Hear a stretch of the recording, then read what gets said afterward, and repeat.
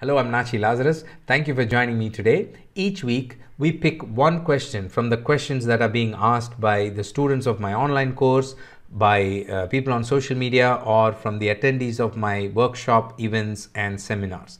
And I speak predominantly in two topics: social media marketing and work life and faith life integration. This question today is about work life, and it says, what is the best conflict resolution strategy for my workplace? The person who's asking this question is probably like you and me, resolving conflicts on a regular basis, right? Resolving conflicts between people, or even conflicts in which they are involved themselves. Either way, here is a strategy. The best conflict resolution strategy that I have seen work is love. Yes, love is the best conflict resolution strategy. Before you raise your eyebrows, give me a hearing. Let me explain. When we look at conflicts, most of the time we look at conflicts based on the actual problem. We look at why the conflict is arising. For example, if it is a strategy level conflict between two people, then we actually go into the strategy and we say, what is the strategy? Why is there a conflict? We go deeper into that. If it is a tactical or an execution level conflict, then you say, okay, what is your idea? What is your idea? And what are you trying to do? Let's go deeper and try to solve the problem. But actually, a conflict is more about the people than about the problem. Okay, I say that again. Conflict is more about the people than it is about the conflict itself, the problem that is causing the conflict. If you focus on the people, the conflict will actually get resolved. That is why I'm telling you, love is the best conflict resolution strategy. Love is not just an action. It is not just a feeling. It is not something that you do at a particular point in time. Love is a state of being. Love is a state in which you exist all the time. You live inside of love.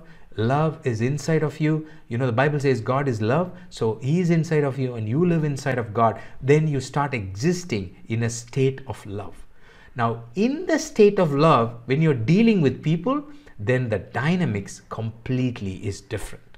The way you approach a problem is different. The way you look at a problem is different. The way you try to solve a problem is different. Because in a state of love, you start giving a lot of importance to the other person.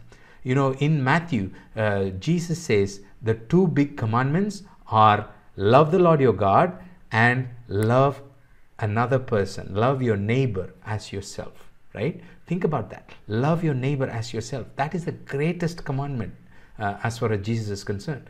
Why did He say that? I'll tell you why. Because when you act in a state of love, you are able to put yourself in other person's shoes very easily. You're able to understand their problem.